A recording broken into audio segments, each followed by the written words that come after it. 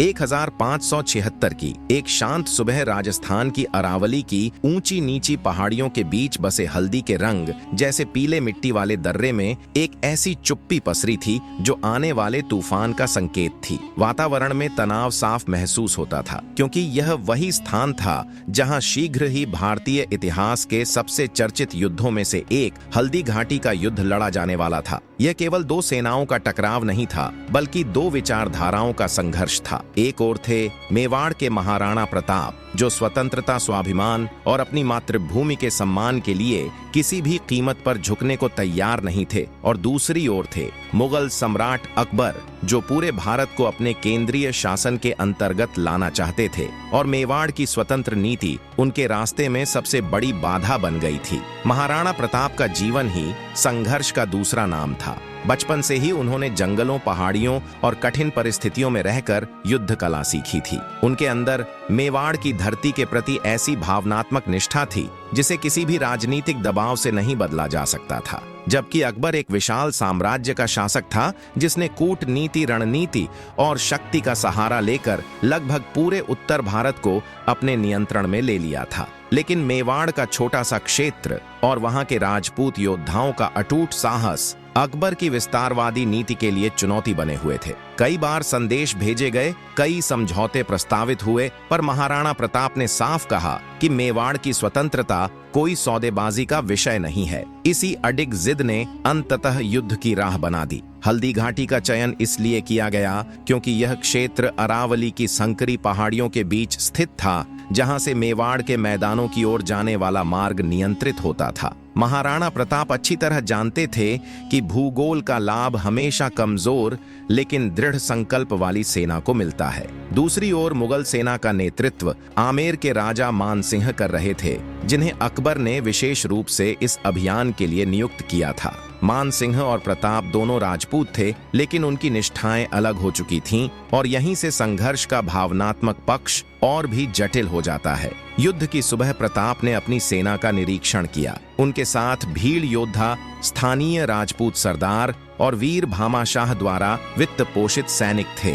संख्या में वे मुगल सेना से बहुत पीछे थे, लेकिन उनका मनोबल अद्भुत था। प्रताप अपने प्रिय घोड़े चेतक पर सवार थे, जिसकी निष्ठा, गति और युद्ध कौशल की कहानियां पीढ़ियों से सुनाई जाती हैं। चेतक केवल एक घोड़ा नहीं था, बल्कि प्रताप का साथी मित्र और युद्ध में उनके साहस का प्रतीक था। जब सूर्य ऊपर उठा, दोनों सेनाएं आमने सामने खड़ी थीं। मुगल सेना भारी हथियारों, घुड़सवारों और तीरंदाजों से लैस थी। उनके पास युद्ध को लंबा खींचने की क्षमता और तकनीकी बढ़त थी, जबकि प्रताप की सेना हल्की, तेज और गुरिल्ला युद्ध में प्रशिक्षित थी। जैसे ही युद्ध का संकेत मिला, दोनों ओर से युद्ध घोष उठे और हजारों सैनिक एक साथ आगे बढ़े। शुरुआती क्षणों में प्रताप की सेना ने आश्चर्यजनक फुर्ती दिखाते हुए मुगल पंक्तियों को हिला दिया। उनकी रणनीति थी कि तेज गति से हमला कर दुश्मन की संरचना को तोड़ दिया जाए, ताकि भारी मुगल सेना संभल न सके। भील तीरंदाजों ने पहाड़ियों से लगातार तीर चलाए, जिससे मुगल सैनिक क्षण भर के लिए भ्रमित हो गए। महाराणा प्रताप स्वयं अपने नीले रंग के घोड़े चेतक पर आगे बढ़कर अगुवाई कर रहे थे। उनके साथ के राजपूत योद्धा भी अद्भुत बहादुरी से लड़ रहे थे। युद्ध का दृश्य इतना तेज और भयावह था कि धूल, धुआं और हथियारों की टकराहट की आवाजों ने वातावरण को पूरी तरह भर दिया था। प्रताप का उद्देश्य मानसिंह तक पहुंचना था, क्योंकि उस समय यह मान्यता थी कि यदि सेना का मुख्य सेनानायक गिर जाए तो सेना का मनोबल टूट जाता है। प्रताप ने कई बार सीधी टक्कर लेते हुए मुगल पंक्तियों को चीर दिया, और चेतक की सहायता से वे मानसिंह के हाथी के काफी नजदीक तक पहुंच गए। इसी दौरान चेतक ने अपना अद्भुत कौशल दिखाते हुए मानसिंह के विशाल युद्ध हाथी पर छलांग लगाने की कोशिश की। प्रताप का भाला हाथी पर लगा, लेकिन मानसिंह बच गए। इस हमले से मुगल सेना कुछ क्षणों के लिए असंतुलित हुई, परंतु सैनिकों की विशाल संख्या और घेरा बनाने की क्षमता ने धीरे धीरे युद्ध का रुख बदलना शुरू किया। मुगल सेना की भारी तादाद के कारण प्रताप की सेना को पीछे हटना पड़ा, लेकिन वे पीछे हटते समय भी दोहरा नुकसान पहुंचा रहे थे। युद्ध कई घंटों तक चलता रहा, और हर पल के साथ दोनों सेनाओं में थकान बढ़ती गई। धूल से भरा वातावरण, गर्मी और लगातार टकराव ने स्थिति को और कठिन बना दिया। युद्ध के सबसे मार्मिक क्षणों में से एक वह था जब चेतक घायल हो गया। उसके पैर में हाथी के मुंह से लगी चोट इतनी गहरी थी कि वह लंगड़ाने लगा। फिर भी चेतक प्रताप को सुरक्षित बाहर निकालने के लिए अपनी पूरी शक्ति लगा रहा था। प्रताप ने कई बार पीछे मुड़कर देखा, लेकिन चेतक ने रुकने का कोई संकेत नहीं दिया। वह केवल अपने स्वामी को सुरक्षित स्थान तक ले जाने के लिए आगे बढ़ता रहा।